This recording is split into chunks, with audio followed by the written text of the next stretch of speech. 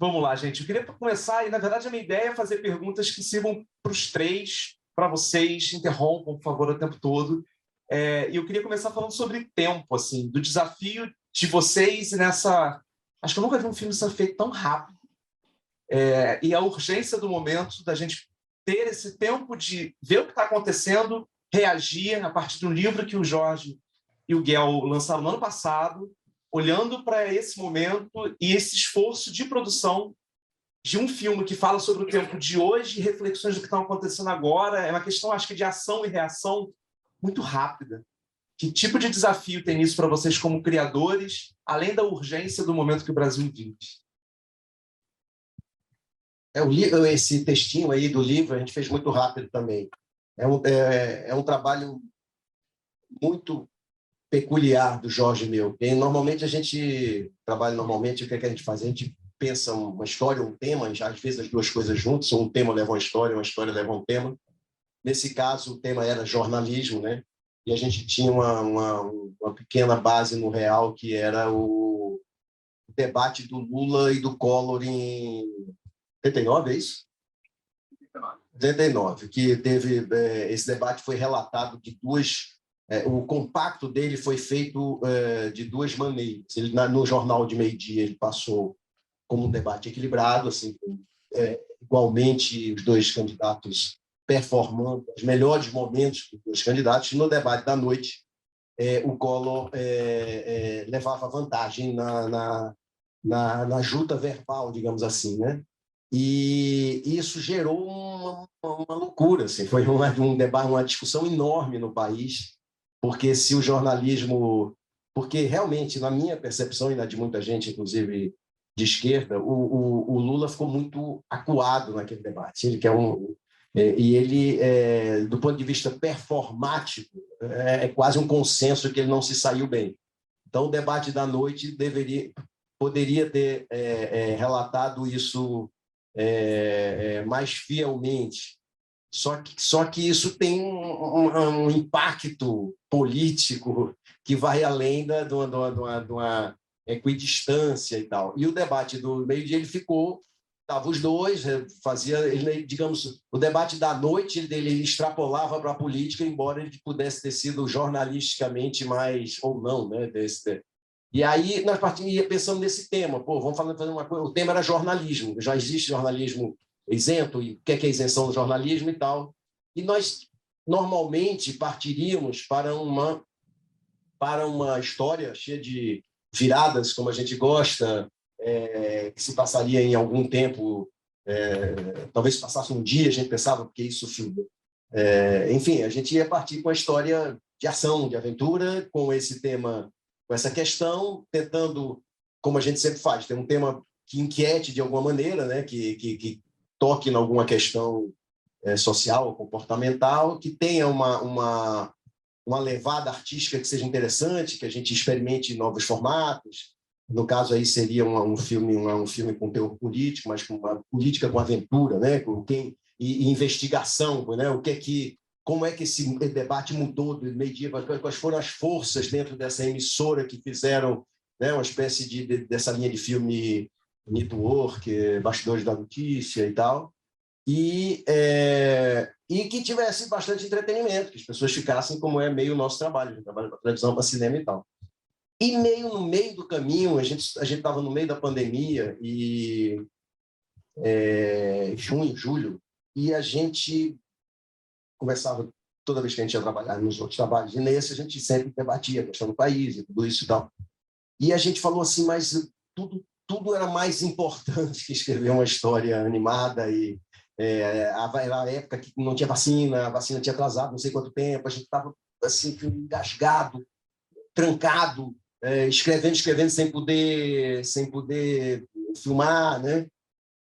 E aí a gente falou, vamos fazer, de certa maneira, vamos fazer um filme, primeiro, nem dá para fazer filme. Segundo, vamos fazer um filme sobre isso, sobre a nossa inquietação, e é quase como se a gente dissesse assim, é um filme muito peculiar, eu digo que é muito diferente do nosso outro trabalho, porque a gente partiu desse tema, e aí a política veio para frente, assim. Então a gente tinha esse tema e a gente tinha uma indignação política, a gente achava que a gente devia, de alguma maneira, participar, não só fazer uma história interessante que fosse passar no futuro, depois a gente ia fazer alguma coisa urgente ali, senão a gente ia... Se a gente sabia que a gente não ia salvar o país, mas que a gente ia meio se salvar, pelo menos, porque a gente ia ficar doente se a gente não fizesse nada. Então, a gente, de certa maneira, a gente foi encarnando quem fazia as coisas nessa época, né? Quem podia, de alguma maneira, estava na linha de frente da criação, da narrativa, de histórias, eram jornalistas, né? Que estavam dando as notícias, estavam protestando de certa maneira, estavam denunciando, estavam... Então, a gente falou, vamos fazer mais uma peça quase jornalística. Então, é um filme...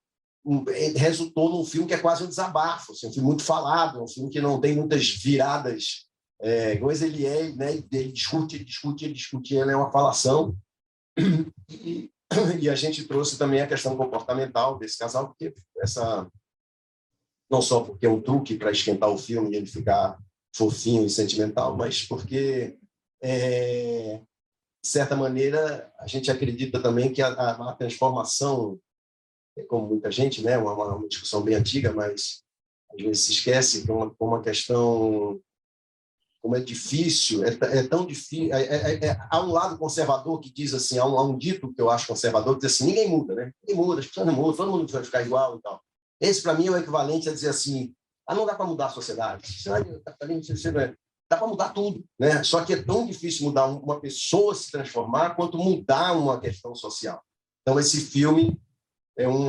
esse casal está querendo reformular minimamente a questão amorosa deles, né? Não estão querendo mudar o mundo e estão querendo minimamente fazer com que sua profissão mexa com alguma coisa, se colocar dessa maneira. Então, virou um filme que eu digo que é um filme manifesto, assim, não é um filme onde o entretenimento é a grande... Só a curiosidade, a atualidade, a participar, só para as pessoas que estão mais inquietos. Nós, atores, ficamos sempre querendo que alguém escreva alguma coisa que a gente possa fazer, né? E eu tenho uma relação com os autores assim que cada vez mais eu acho importante. E o Jorge e o Guel, eu já fiz muitas coisas que eles escreveram e tudo mais. Então, quando eu vi esse texto, imediatamente eu fiquei a fim de fazer no teatro, nem pensei que eu estava fazendo novela. Eu fiquei uns 3 dias absolutamente a fim de fazer, porque eu acho muito boa a história, como ela é contada, né? Como que é estruturado o texto-filme, né? E como ele a palavra que faz muito tempo que não usava, né? É dialético, né? Você pende para a opinião. Agora, ouvindo o Guel contar como é que ele a memória dele sobre o debate de 89, né, e a edição do debate de 89, eu estava naquela época, eu fiz o Brasil inteiro, estava excursionando uma peça, e em Recife nós juntamos mais ou menos umas 600 pessoas para conversar sobre aquela edição do debate. Inclusive, estava presente o pai do Guel, né, o governador Miguel Arraes, estava lá nessa discussão. Foi um movimento incrível que discutia exatamente isso. Então, ouvindo o Guel falar sobre o debate e como ele vê o debate, eu acho que isso que enriquece, porque é aquela coisa do filme, né? Eu queria convencer o Guel que o Lula não foi mal naquele debate, porque tinha uma pesquisa com os indecisos que dizia que ele não tinha ido mal, ele tinha ganhado. Essa pesquisa não foi revelada. Evidentemente, fizeram uma edição... O Lula estava um pouco tenso, esbarrou no microfone, porque não tinha ensaiado, né? Eu tinha alertado para isso, porque eu tinha, na época, um canal com a campanha, então eu falei assim, tem que ensaiar. E tem aquilo que eu estava contando para o Jorge, eu tinha dado a ideia de tirar a carteira profissional no último momento, porque o debate Ele não abria... usou essa ideia, né? Não fez isso. Vamos fazer nosso filme. Seria um final ótimo. Vamos fazer nosso filme, né? É. Mas isso, Paulo, debatendo com você, o que é interessante disso, eu me lembro bem quando eu vi, eu achei que ele foi pior, assim, do ponto de vista da performance. Mas isso, onde eu acho que eu concordo, a gente concorda, é o seguinte: não é inocente, o jornalismo não está sendo objetivo ao botar um dos presidentes nervosos no Jornal da Noite, que tem muito mais audiência, quando um debate não reflete toda uma campanha, toda uma vida. Então, ser, como é que se diz, fotográfico na sua reportagem não é forçosamente a visão mais correta, digamos assim, né? O jornalismo ele é uma profissão de alto risco, como diz no filme, né? Então isso é que eu concordo. Eu acho que é tanto isso que depois dessa confusão a própria Globo parou de fazer compacto de debate. Nunca mais houve. Nunca mais eles fizeram. Ou seja, é uma espécie meia-culpa, né? É uma espécie de meia-culpa, não dá para fazer. O debate passa inteiro e quem viu, viu, quem não viu, não viu. Bota no site inteiro, quem quiser ver, e ninguém vai, na véspera de uma eleição. Quem tem este poder, né? Quem tem esse poder de se dar certo, se relatou que certo que o Lula estava mal ou bem ou não, mas o peso daquilo é muito maior do que uma fotografia de um momento. E na época não sei precisamente, mas a audiência era tipo 70, digamos, hoje... Todas as campanhas editam, as campanhas pegam os melhores momentos do debate e editam, mas a TV não pode fazer isso, né? Porque é injusto de qualquer jeito, né? Por exemplo, porque o cara que assiste o debate, primeiro que a audiência era 70 pontos, hoje é 30. Então, era realmente marcante. E outra, às vezes o cara para de assistir no primeiro bloco, o cara vai dormir, aí alguém que não é nenhum dos dois diz quem é o melhor. Nesse debate da Band, o primeiro bloco teve quase o dobro de audiência do segundo e do terceiro bloco. Foi 19, 15, 15. E depois, se alguém falar, olha, esse aqui é melhor que aquele, você tem formas de fazer. Desculpa. Foi a média. Como o dobro? Se é 19, não é o dobro. Não é o dobro, não é o dobro. É 30% mais. 30% mais. Não era 15 também, era 19, 13, uma coisa assim. Só que é de jornalismo, eles querem informações objetivas e precisas. Então mais cedo, a pessoa vai dormir, as pessoas começam a ver e vão dormir. É muito chato o debate. O jeito que o debate é feito, a arrumação, que tem que ter 1 minuto, responde, trepa, administra 4 minutos, é uma chatice, é um debate totalmente engessado, né? É truque, é só tudo truque ali, não tem como desenvolver uma ideia.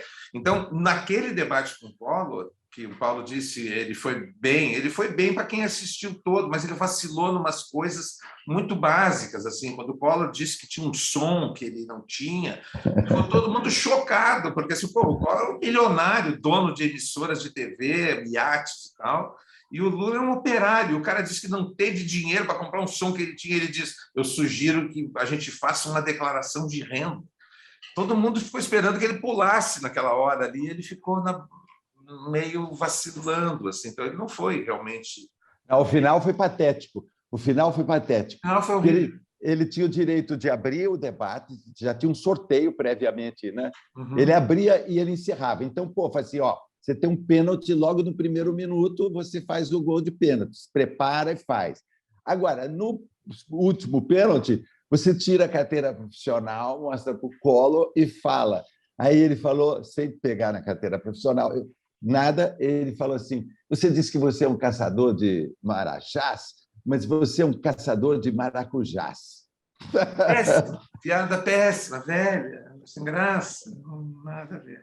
Encerrou assim. Hoje já está todo mundo mais preparado para os debates, né? Mas eu queria fazer uma pergunta que me intrigou, para mim, acho que em termos de criação, que o mais me chamou a atenção no filme, assim, é sobre o debate, é sobre esse ato de debater, é sobre a realidade, mas a gente não vê o debate em si presidencial, né? A gente não vê nenhum trecho dele, a gente vê sabendo do que está acontecendo, E o grande debate do filme se trava entre as personagens do Paulo e da Débora, que estão discutindo muitas coisas importantes, inclusive da vida deles, né? E a relação disso tudo.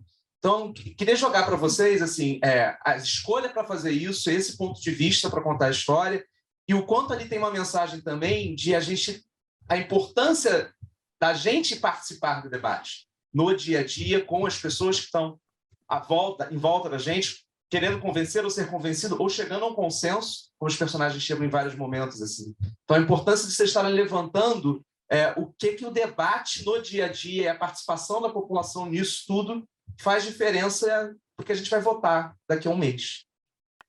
Bom, enfim, tem duas histórias ali paralelas, dois temas paralelos, que é o relacionamento amoroso e a política, né? A gente considera, eu, Guel, e a nossa geração toda, imagino que as novas gerações também considerem um pouco isso, que sexo e relação é política. Isso está incluído na política, é uma coisa que se discute politicamente também. Então, esses assuntos, eles são entrelaçados. São dois personagens que se amam, se amaram, estão se separando, acreditam que uma relação pode continuar boa depois da separação, tem ciúme, enfim, um casal normal assim para o nosso mundo, assim, para o meu, do Guel, essa turma, né? Que estão discutindo a fidelidade, a relação, a separação dos bens, enfim. E, ao mesmo tempo, eles estão num país que está dividido, que está separado, que está clivado entre direita e esquerda, que não conseguem conversar. Não tem... Eu vi o Lula falando, não sei se foi na entrevista ou no debate, acho que foi na entrevista, que ele e o Fernando Henrique tomavam cerveja junto, conversavam, não eram inimigos, eram adversários políticos, mas conversavam. Hoje não, hoje sim, a gente não pode conversar porque não tem jogo, não tem conversa.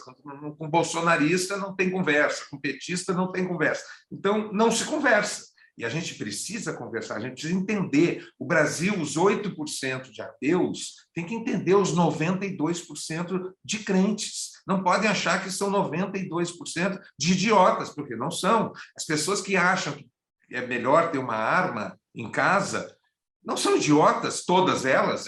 Eu acho uma péssima ideia, mas elas não são. Então, tem que se pensar isso. Ao mesmo tempo, a gente não é... Esse não é um filme de um partido, né? Esse não é um filme de uma campanha eleitoral. Tem coisas no nosso filme que não vão ser assunto nessa campanha eleitoral. Por exemplo, o aborto.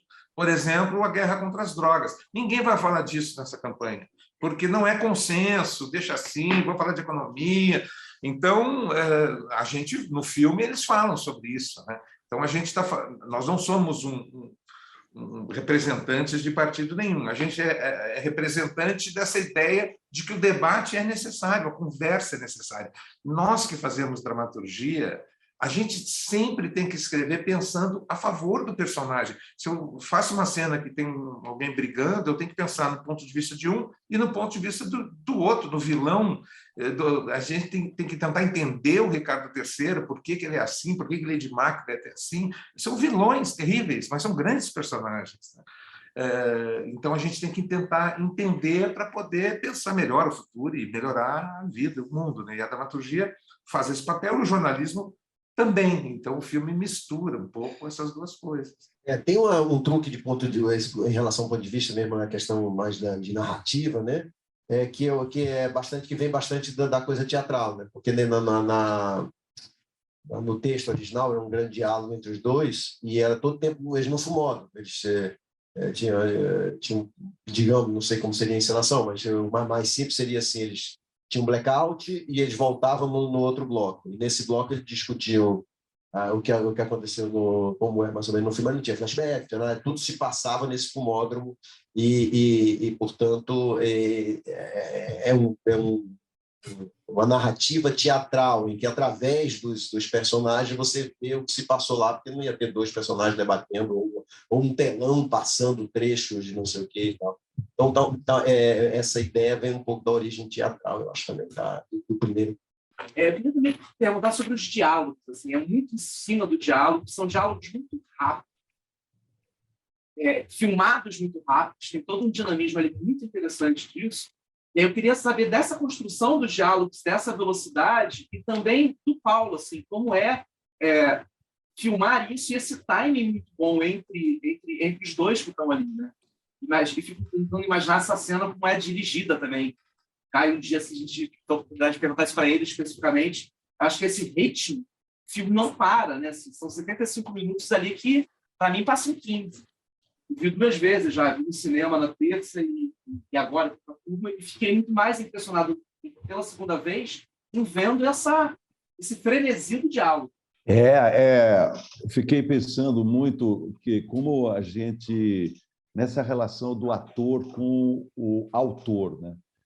Então, conversando com o Jorge, com o Guel, eu percebo que às vezes nós atores dependemos do trabalho dos autores, né? E nem sempre há uma colaboração assim, dessa vez tão próximo, né? Eu fico pensando como que a gente nossa função, né? O ator, de repente, que é quem aparece ali e tal, e quanto a gente é atingido por aquilo que a gente está fazendo, na medida que a gente coloca o corpo da gente para se expressar, né? Eu acho que os atores levam os personagens para casa, sempre. Então, ninguém faz nenhum papel impunemente, porque a forma com que o espectador me vê acaba influenciando, num efeito espelho, aquilo que eu sou, né? Porque você me vê dessa maneira, então eu sou dessa maneira, né? Eu não sei se foi muito... O Vonnegut tem uma frase muito boa, ele diz, somos o que parecemos ser, portanto temos que tomar muito cuidado com o que parecemos ser. Sensacional, sensacional. Mas, assim, aí o filme tinha uma coisa de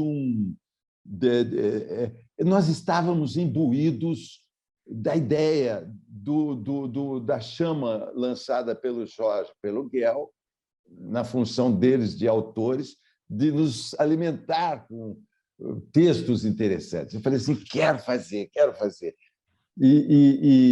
Agora, esse negócio da ação... É muito difícil você falar, acender o cigarro, e pegar a frigideira, ligar o fogão e acertar exatamente naquela... Não tinha pausa, né? Porque o Caio estava com uma urgência, e era o necessário para os personagens, porque eles estavam sempre conversando no intervalo do debate, tendo que voltar logo, sair daquela fumadinha e voltar, né?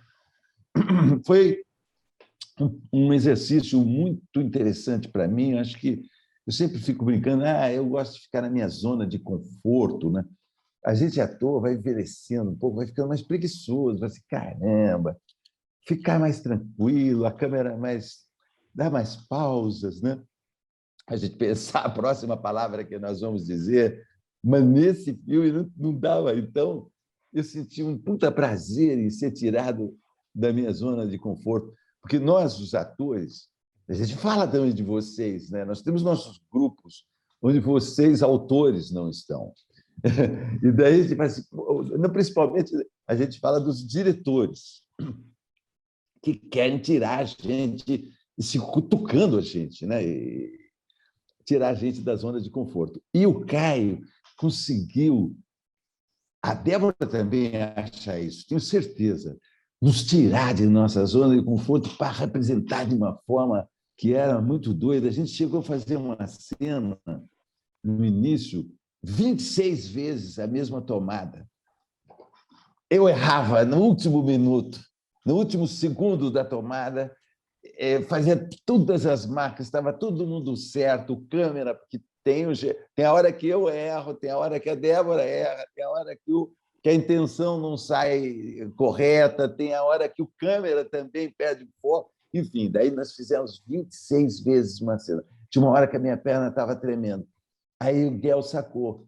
Não, o que ele errou? Ele está de costas. E depois a gente dubla.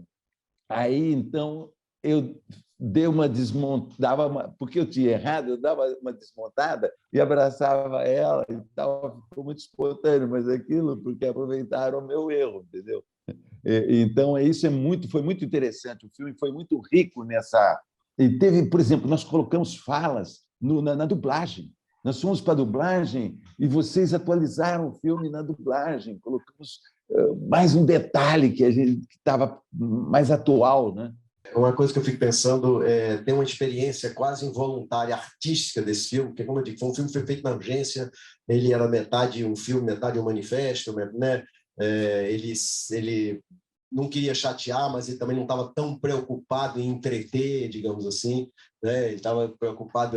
Mas ele tem uma experiência artística interessantíssima, eu acho que a gente foi sacando durante o processo, esse processo de fazer rápido de tudo isso, que é um filme sobre jornalistas, né, cobrindo um evento muito importante, que é o último debate presidencial, portanto, jornalistas no momento máximo da urgência, né, que, por acaso, estão no momento urgente de sua vida pessoal também, né, onde tudo pode se quebrar ou tudo pode se reconstituir de outra maneira. E ele foi fabricado, atuado, aí escrito, quase como uma matéria, né? Ele é quase um documentário, porque ele é feito para ser lançado num prazo especial, porque esse filme não tem... Esse filme depois da eleição é outra coisa, né? Ele pode ser um documento, pode ser uma coisa, mas ele agora tem uma função de matéria jornalística, ele é feito por atores, mas eles estão... eu acho que estarem imbuídos, estarem pressionados, eles tiveram uma semana para ensaiar, para ler, eles vinham de noite, quando eles não estavam na novela, esse pé na bunda que eles iam tomando todo o tempo, a produção, como se fosse uma produção de jornalismo. Então, é uma experiência interessante, porque ela não está, talvez, na dramaturgia, essa elaboração toda, mas o processo todo entre escrever rápido, fazer, atuar, é como se fosse uma grande matéria jornalística fictícia, e eu sinto nesse filme uma pulsação diferente de outros trabalhos, sabe? Eu percebo um frenesi, assim, para mim. Não acho nem que é um filme muito animado, já fiz filmes bem mais animados que esse, assim, para trabalhar, mas ele tem um frenesi, ele tem uma coisa que você sente que aquilo é meio único, assim, né? Deixa eu pegar um gancho de uma coisa que o Jorge falou, na história do que você é o que você parece ser, né? Tem uma coisa do jornalista atuando da necessidade de ser isento, que eu acho muito interessante no filme, que é o que eles pensam, o que eles falam, o que eles querem cuspir, e o que na hora que entrou gravando se impunha ali de uma postura que, ainda que passando uma mensagem, ela está com outro eu dela, né? A Débora, principalmente, que aparece no ar, né? Como construir isso, deixar isso muito claro, assim, porque é uma questão de atuação também, como isso aparece ali, mas vocês escolherem as palavras, o que vai ser dito ali no modo ela profissional e ela pessoa física, essa divisão é muito interessante de observar. Tem um truque dramatúrgico também, que a gente chegou a conversar um pouco, que é o seguinte, assim, tem momentos em que os personagens dizem assim, ela diz assim, a gente não pode dizer isso na televisão, a gente não pode chamar ele de fascista, genocida, só que a gente está dizendo, nós na televisão, eles na televisão não podem dizer, mas nós do cinema podemos fazer com que eles digam que não podem dizer na televisão. Então, misanabima, é uma construção no abismo. A gente está dizendo o que a gente quer, mas não sou eu que está dizendo. Quem está dizendo é o Paulo Betti lá, o ator, o Marcos. Eu não falei nada disso. Eu sou a favor do aborto? De jeito nenhum. Quem falou isso foi a Paula, lá, do personagem da Débora, num filme. Não fui eu que falei, não. Então, tem esse truque da dramaturgia. O dramaturgo se esconde atrás dos personagens. Por isso que o Ben Jonson era preso e o Shakespeare não. Nunca foi. Uma curiosidade para vocês que são jornalistas, o livro tem os nomes próprios, né? O filme não. Era uma questão de proteção jurídica, talvez. Não só, também, e também uma questão de ser um pouco mais... O filme cresce, né?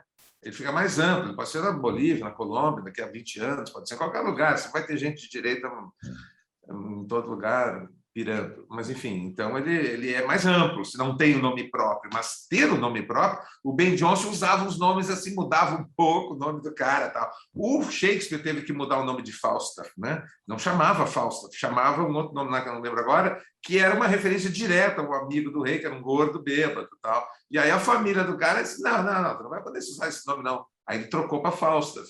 Então, tem o nome próprio é que define. O jornalismo usa nomes de verdade. Nós, dramaturgos, inventamos o nome dos personagens. Mas, olha... Jurídica, que é importantíssimo, que é no início, você tem que botar aquele negócio dos personagens, isso é uma defesa jurídica, isso, não é porque... assim, isso resolve a metade dos possíveis problemas jurídicos que você pode ter. Tu viste a risada que levantou isso no cinema, né?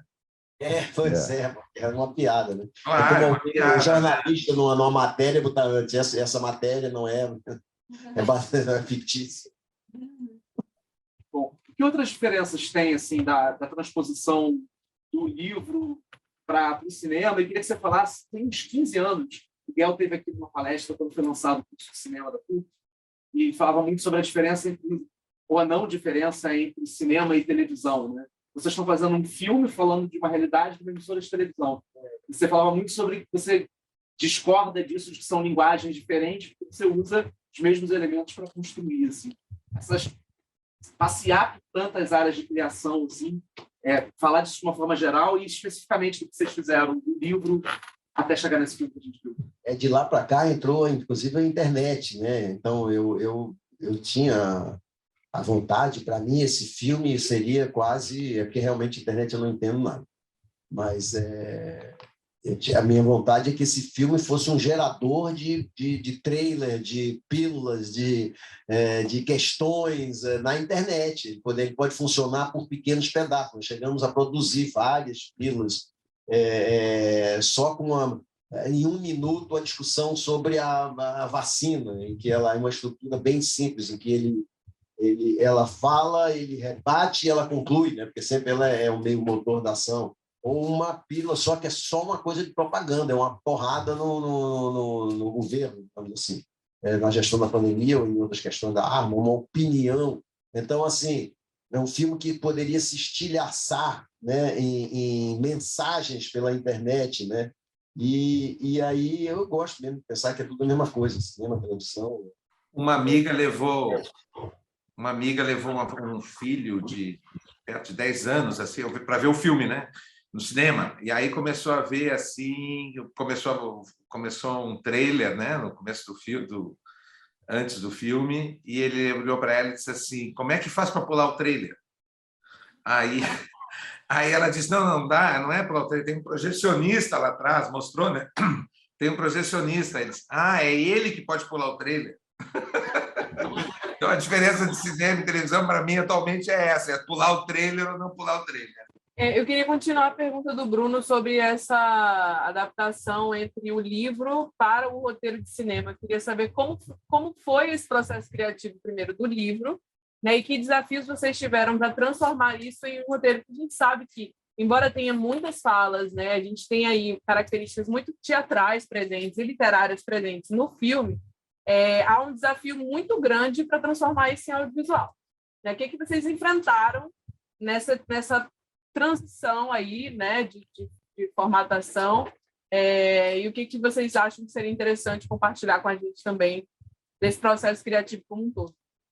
Eu me lembro. Eu lembrei, Guel, que dos teus roteiros de direção, né? Porque existe um roteiro que a gente faz junto, eu, Guel, a gente trabalha junto, que a gente escreve rubrica e diálogo, basicamente, rubricas dramáticas, né? Coisas que interessam para contar a história, coisas que os atores fazem durante a cena. Mas, basicamente, são rubricas e diálogos. Esse é o nosso primeiro roteiro. Depois, na hora de dirigir o filme, agora eu vou dirigir o filme. Aí o Guel, mais do que eu, um pouco, faz um roteiro de direção, que é assim, levanta, pega o copo d'água, vira, toma. E a roteiro de direção não é só marca, rubrica, coisa para o ator estar fazendo. São coisas dramáticas. Quando o Paulo fica sentado no sofá ali, estourando plástico bolha, pá, pá, pá, e corta para o relógio, que ela está ali, pá, pá, pá, pá, esse sonzinho. Isso é uma rubrica de direção, do Caio, inclusive. Ele fez muito isso, né? Marcou a cena, colocando ações que são dramáticas. Isso é fundamental para um filme virar um filme sempre, né? A gente faz isso, o Caio fez, a gente ajudou, fez algumas coisas junto, mas basicamente foi o Caio que fez isso, né, Guel? A gente fez os flashbacks, né? Os flashbacks, sim.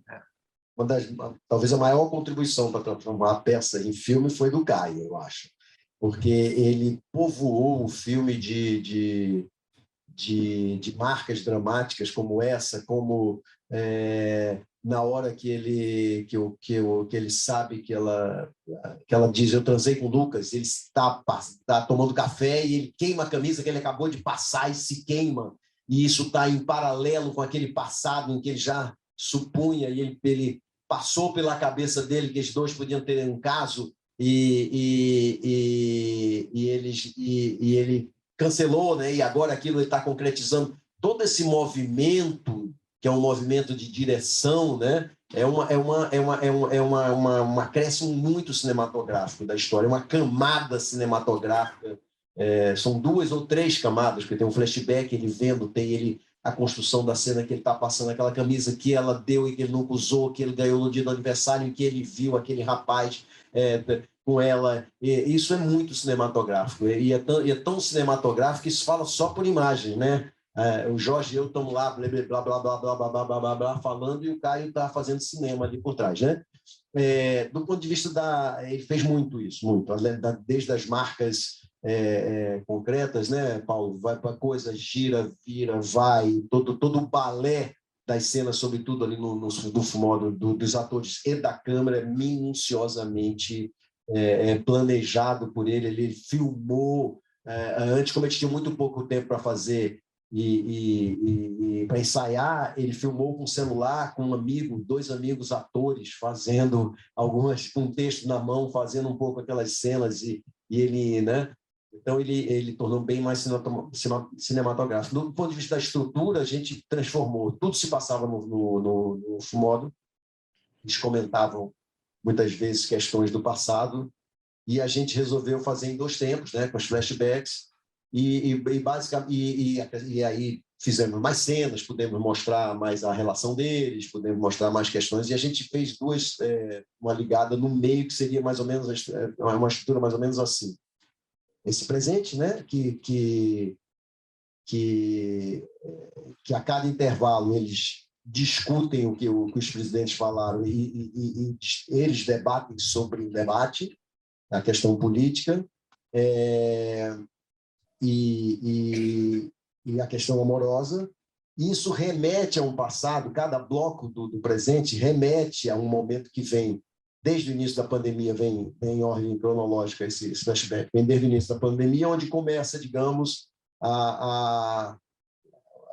o início do fim da relação, quando, né, a primeira cena, eles questionam, poxa, a gente está fazendo menos sexo, não sei o quê, enfim, vem um clássico andar de um fim da relação, que vem por ordem cronológica, e no passado também eles estão, de alguma maneira, fazendo uma matéria que é um caso concreto, qualquer a menina do aborto, o menino das armas, que remete àquele bloco que aí é a discussão mais teórica sobre ter armas, sobre comportamento, sobre... Então, os blocos no presente são pautados por esse passado, seja uma cena vivida do casal, né, amorosa, e seja uma cena profissional em que eles trataram de algum momento aquele assunto que está sendo tratado lá.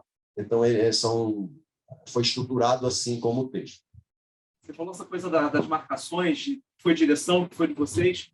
Eu acho muito legal, assim, quanto informa muito, passa muita coisa que pode ser lida pelo público, e talvez algumas até que não tenham sido tão intencionais, ou que a gente não percebe. Eu queria compartilhar e queria que vocês falassem mais, de fato. Eu anotei várias coisas que eu gostei de gente, que detalhe maravilhoso, que talvez não seja tão detalhe. Algumas coisas devem ter sido direção, outras deles. Vou só passar rápido. Adoro a cena dos motoqueiros que vão escoltando ele. Quando os 2 estão no carro, indo para a emissora, vai chegando um monte, aí o motoqueiro sai, vai andando junto com eles, sobe até o elevador junto com eles. Adoro isso. Adoro que eles tiveram 17 anos de casamento. Adoro que o Paulo está lendo na revista Piauí na banheira quando eles estão discutindo. Adoro as transições de cena de coisas do passado e de agora, como na hora da plantinha que estava sendo regada. Tem várias coisinhas, assim, vários momentos de passagem do tempo. Que acho que demonstra uma coerência desses personagens também. Gosto muito também de que eles estão tendo esse filmódromo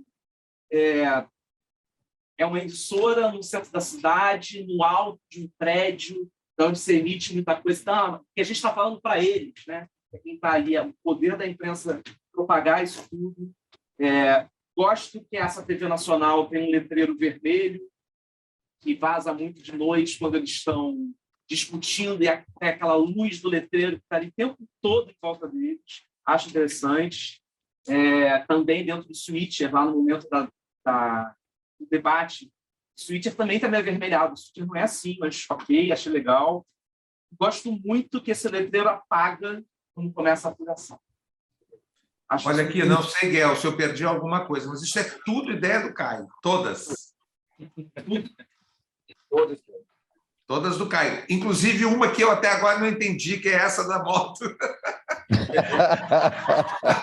Essas motos seguindo, eu já falei para ele 1000 vezes, eu não entendi aquelas motos lá. Porque a ideia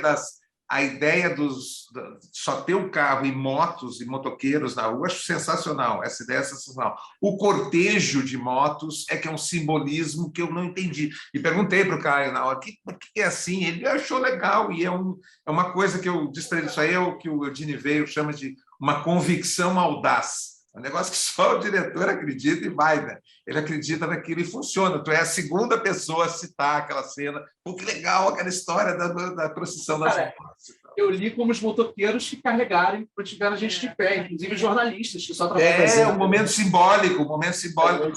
Mas o filme não é simbólico, né? É um filme realista, né? Então a cena é meio... Eu achava que eles iam atacar o carro. Fiquei morrendo de medo ali. O que vai acontecer? Eu queria entender como é que foi o processo de direção. Eu sei que o Caio não está aqui, mas ele estreando como diretor, com um texto maravilhoso, com nomes super experientes e com 2 atores também super experientes já. E com um filme que tem bastante marca, bastante movimentação e uma montagem complexa assim, de ida e volta. Enfim, queria entender um pouco mais sobre como foi esse processo de direção, se vocês podem falar sobre. O Caio, assim, ele tem muita experiência, né, como ator, ele foi ator mirim, né? E surpresa também para mim foi o domínio que o Caio tem do movimento da câmera, de como fazer o plano, de como decupar, de como... ele sabe também muito manter os set, vamos dizer assim, num estado de ebulição e de vontade de fazer, e de ânimo, de incentivo e de desafio, né? Às vezes assim ele dizia: porra, tá sem energia nenhuma, você tem que entrar, entendeu? Então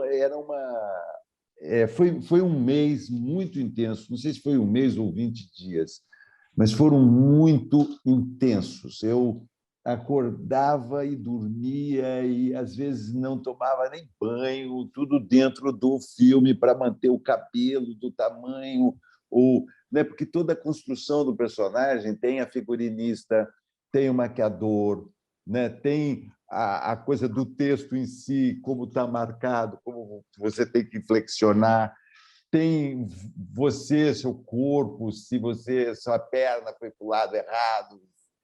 Enfim, o Caio entende disso, né? E ele sabia também, ele sabia todas as falas de cor.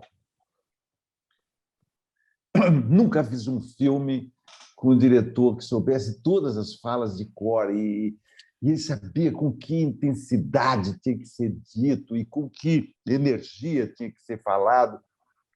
Aí, e tem uma hora assim... tem gente que se queixa quando tem atores que não gostam que o diretor inflexione a frase. Fala assim, e faça a frase. Às vezes a gente pergunta: é assim que você quer que eu faça? Digamos, para dar uma agredida, né? Dizer que o cara não sabe falar a frase. Né? Mas o Caio, às vezes, falava a frase com a inflexão exata que ele queria, e aí eu imitava e fazia, né? Eu só falar uma parte do Caio aqui, porque para completar. Tem 2 segredos, eu acho, para essa maestria do Caio. Um, ele tem de profissão praticamente o que eu tenho. Ele começou aos 8 anos, embora ele tenha 20 e tantos anos a menos. E ele viveu dentro do set e ele é um ator muito atento, sempre, né? Eu acho que ele foi aprendendo sempre a dirigir. Isso é a grande experiência que ele tem indireta. Mas ele preparou muito, porque o filme foi feito em 21 dias em junho, finalizado em 21 dias de junho para julho, finalizado em mais 20 dias e estreou em agosto. Mas ele preparou esse filme de janeiro, porque o texto que ele foi fazendo e a produção foi adiando, porque a gente não sabia como fazer, se ia fazer com o celular, se ia ter muito dinheiro para fazer, E nesse tempo ele foi trabalhando, ele preparou muito, ele sabia, tanto que ele sabia de cor, ele tem uma memória prodigiosa, o Caio, ele tem um negócio decorado de ator também, mas ele sabia de cor porque ele estudou todas as marcas, todas as intenções, ele enriqueceu com ideias visuais durante 3, 4 meses. Ele era obcecado. Esse processo eu acompanhei mais ou menos. Às vezes ele mandava para a gente, para o Jorge, para mim, eu vou fazer assim, vou fazer assado.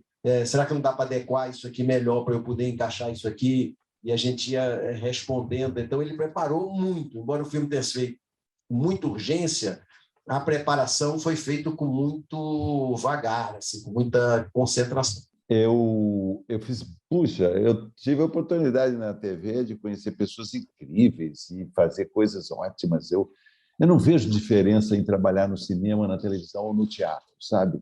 Adoro trabalhar, entrar num local de trabalho. Me lembra assim as fábricas. Eu trabalhei em fábrica quando eu era muito novo e tal. Aquela coisa do operário e trabalhar na televisão também, entrar cedo. Eu gosto até quando tinha lá que marcar o ponto, entendeu? Não sei, isso ajuda, porque é gostoso interpretar, né? A reação imediata da televisão, nunca tive problema com novela nem nada, sempre quis trabalhar em novela. Não era tão fanático na época, eu nunca imaginei que poderia chegar a fazer uma novela na televisão. Eu tinha um amigo no grupo de teatro que ele fazia assim: hoje é um novo dia. Ele já morreu, um grande ator. Ele como se ele aspirasse um dia estar naquele lugar, né? Porque tem essa contradição, né? O fato de você ser um ator muito reconhecido significa passar pela TV Globo, né? E foi feito um trabalho de dramaturgia ali incrível, né? Novelas super bem produzidas, é impressionante como é a direção de arte. Eu fico impressionado. Eu estava fazendo a novela agora, eu era dono de um cassino, eu entrei no cassino pela primeira vez, olhei assim, era um estúdio inteiro, era o cassino. Nunca vi um cenário daquele tamanho, né? E aí tudo leva, a direção de arte punha caixinhas de fósforo em cima da mesa do cassino, assim, escrito Oasis Cassino. Nunca ninguém vai ver aquilo, mas aquilo era interessante. Eu estou falando que tem um encanto imenso em ser ator também, e a Globo faz uma dramaturgia com com o nosso sotaque, né? Ou, de alguma forma, o Aderbal até falava isso. Ninguém quer ir no teatro porque, as pessoas têm uma quantidade suficiente de dramaturgia, de qualidade, às vezes, na Globo. Eu não assisto praticamente nenhuma série estrangeira, assisto nas novelas. Né? Há pouco tempo, uma novela excelente, nas 9 horas, Pantanal, hoje, que é coisa atrativa, interessantíssima. Não sei, eu acho isso. Breaking Bad, sim, mas eu acho que tem esse papel também de você ter a nossa língua sendo falada, nossos dramaturgos. Bom, enfim, não vejo problema nenhum. Graças a Deus, estou trabalhando na Globo no momento. Queria agradecer a presença de todo mundo, também dos meus colegas professores que vieram participar.